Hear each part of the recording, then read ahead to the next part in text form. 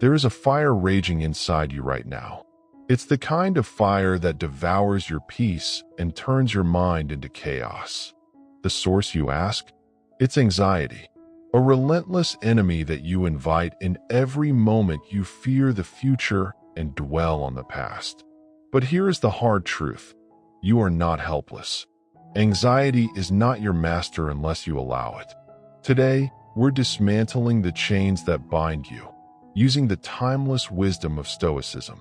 This video will show you 5 Stoic habits to crush anxiety fast. We will turn philosophy into a shield and a weapon, not just to defend, but to conquer. Pause right now and comment, "I am the master of my mind," below. Write it. Own it. Let every like on your comment remind you of this promise. The battle against anxiety starts within, and the first step is seeing it for what it is, a thief of your present. Let's arm you with the power to take everything back. Habit 1. The morning armor. Pay close attention to this. It will save you years.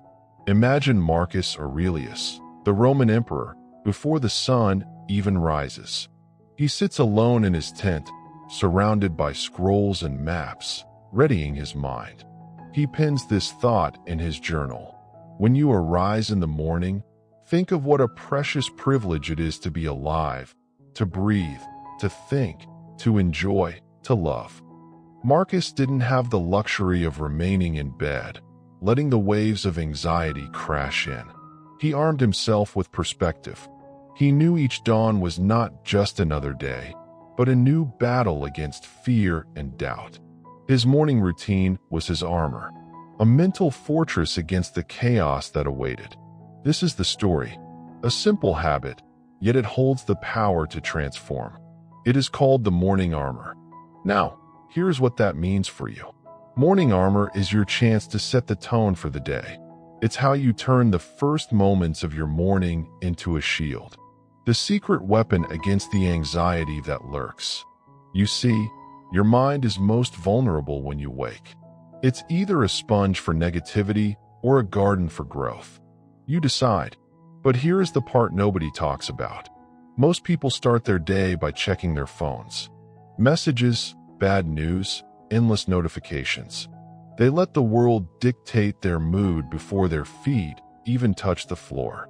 Marcus Aurelius wouldn't have tolerated it, and neither should you. This is where the lesson becomes action.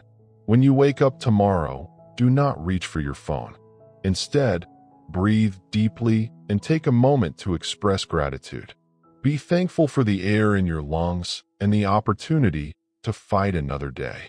Write down 3 things you're grateful for. Savor each one. Let gratitude be your guide. Craft a simple morning ritual. It could be journaling, stretching, or just sitting in silence for a few minutes. Let these actions be the armor you put on, protecting you from the storm of anxiety. If this is hitting different right now, do one thing for me. Hit that subscribe button. Not for me, for the version of you that needs this reminder next week. Most people stop here. Do not be most people. This habit is not a quick fix. It is a stone in the foundation of a life governed by peace, not panic. As Marcus Aurelius knew, the morning is your safeguard. Treat it with the reverence it deserves.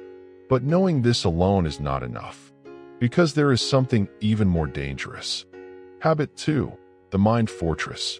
Now here is where most people completely fall apart. They build their morning routines, but what happens after? The day is long, unpredictable, and full of challenges. You need more than just a good start. You need a fortress around your mind. Imagine Marcus Aurelius, the Roman emperor, in the chaos of battle. The noise, the dust, the confusion. Yet he stood calm. How? He had a fortress within. He understood this. You have power over your mind, not outside events. Realize this, and you will find strength. Let's break this down. You can't control the chaos around you. Work drama, relationship issues, unexpected news. They will happen, but you can control how you react. Your mind is the gatekeeper. Here's a story from today. A young professional named Sarah. She works in a high-pressure job. She's surrounded by noise, deadlines, people demanding her time. At first, she lets it all in. Anxiety builds, sleep disappears, her health declines. Then she discovers the Stoics. She learns to build her mind fortress. Sarah starts by recognizing her triggers. The emails that make her anxious, the news that makes her angry. She stops letting them control her. Instead, she sets times to check her emails. She limits when and how she consumes news. By creating boundaries, she protects her peace. Most people stop here. Do not be most people. Marcus Aurelius would say, "The happiness of your life depends upon the quality of your thoughts." This means you must guard your mind against invaders. Your fortress is only as strong as your weakest wall. Today, build your own fortress.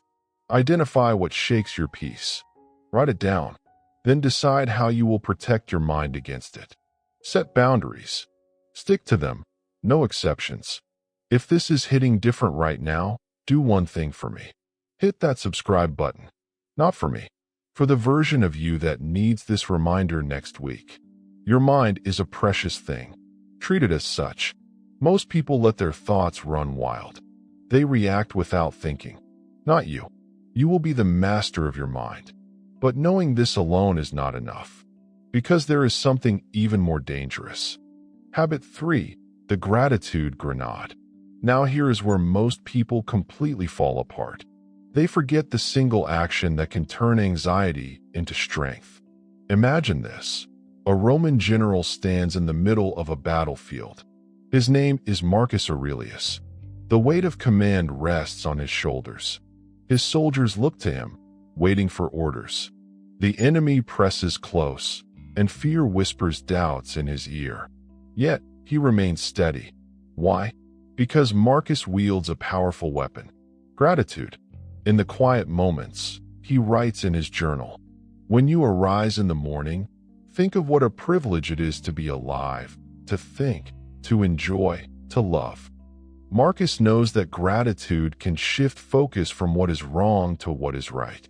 This isn't just a warm, fuzzy feeling. It's a deliberate choice to redirect your mind's energy, to acknowledge the gift of existence over the chaos. Now pay attention. This is the real lesson. You might not be on a battlefield, but your life is no less challenging. Whether it's a tough job, a broken relationship, or money troubles, these are your battles, and they can overwhelm you if you let them. Gratitude doesn't ignore problems. It reframes them. It says, "Yes, this is hard, but look at what I have." It is a grenade that blasts apart negativity, leaving space for clarity and strength to grow. Tonight, before you sleep, do one thing.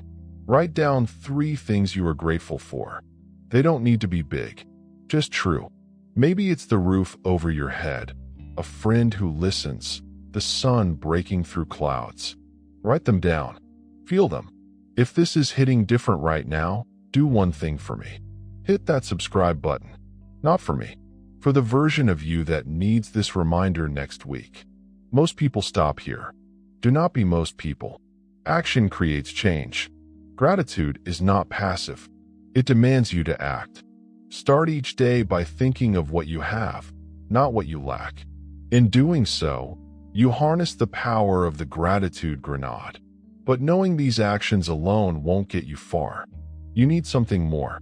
Something to make this mindset unshakable in any storm. Habit 4. The present moment sword. This next part might make you uncomfortable. Good. Think of Marcus Aurelius in his tent, surrounded by the pressures of war. He had every reason to let his mind spiral into chaos. Yet he wielded a weapon sharper than any sword.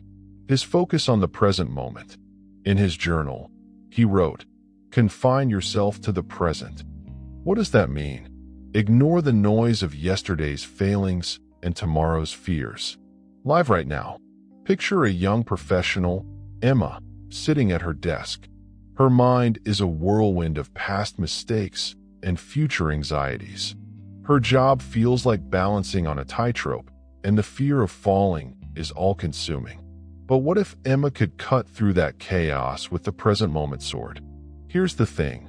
Marcus's words aren't just philosophical musings. They are battle tactics. When you focus on the present, you strip power away from future worries and past regrets. This is where your strength lies. It's not about forgetting your past or ignoring the future. It's about not letting them control you. Seneca once said, "True happiness is to enjoy the present." This means finding peace in what you are doing right now, not in some distant goal. It's simple. If you live in the now, fear has no room to breathe. But how do you do it? Here is your action step.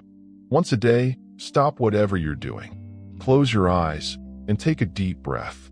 Focus your mind entirely on your current task. Feel the touch of things around you. Listen to the sounds in your environment. Taste the air around you. Maybe it's a walk outside. Maybe it's enjoying a meal. The goal is to anchor yourself to this moment, sharpening your focus. Do this, and watch as your stress begins to dissolve. Now here is the part nobody talks about. This habit of present focus isn't a one-time fix. It requires consistency and discipline. So I ask you, how often do you catch yourself drowning in thoughts of what was or what could be? Share your experience below. Let's talk about it. If this is hitting different right now, do one thing for me. Hit that subscribe button. Not for me, for the version of you that needs this reminder next week. Remember, the world tries to pull you away from the present. Most people let it happen. Do not be most people. Arm yourself with this sword. Because knowing this alone is not enough. There is a layer even deeper. One that builds a fortress around your mind. Habit 5. The emotion shield. Pay close attention to this. It will save you years. Imagine Marcus Aurelius, the emperor of Rome, sitting alone in his tent after a long day of battle. While the world outside is chaos, inside, he writes in his journal about controlling his emotions. He knew that his mind was a fortress. If he let emotions rule him, those emotions would become his captors. Marcus understood a crucial truth. Emotions are like wild horses. If you let them run loose, they can lead you to ruin. But if you control them, they become your greatest allies. If you are distressed by anything external, the pain is not due to the thing itself, but to your estimate of it. And this you have the power to revoke at any moment. Marcus Aurelius wrote this. In simple terms, he meant that it's not the outside events that hurt you. It's how you react to them. You have the power to change your reaction at any time. Here's the lesson. Emotions are inevitable. You will feel anger, fear, sadness, and joy. But you must not let them dictate your actions. An emotion shield is not about ignoring these feelings. It's about acknowledging them and deciding how you deal with them. Imagine someone cuts you off in traffic. Your immediate emotion might be anger, but the shield allows you to pause, recognize that anger, and choose not to respond with rage. Most people stop here. Do not be most people. Here's your action. Tonight, before you sleep, write down one emotion that controlled you today. Know what triggered it and how you reacted. Then write how you could have handled it better. This simple exercise builds your emotion shield, one day at a time. Arm yourself with this habit. Life will continue to throw stones and arrows. But if you build your emotion shield, those projectiles will fall harmlessly to the ground. But knowing this alone is not enough, because there is something even more dangerous. The final word. Marcus Aurelius once wrote that the true strength lies in controlling our perception. This is the heart of what we explored today. Anxiety is not an external force. It is an internal storm born out of misplaced focus and reaction. You learn to build your emotion shield, to view challenges not as threats, but as opportunities to test your principles. The fight against anxiety is a battle, not against the outside world, but within the realms of your mind. You've been given the tools, the habits, and the lessons to train for this fight daily. Challenge your thoughts. Control your reactions. Own your peace. Write this mantra on a piece of paper. Stick it where you see it daily. Let every moment of clarity remind you that the power is always in your hands. This is not just about beating anxiety. It is about claiming your life. It's about standing at the helm of your own ship, steering it with purpose through the storm. You will face waves and winds, but no matter the chaos, you remain steady. Subscribe. Share this with someone who needs to hear it. And I will see you in the next one.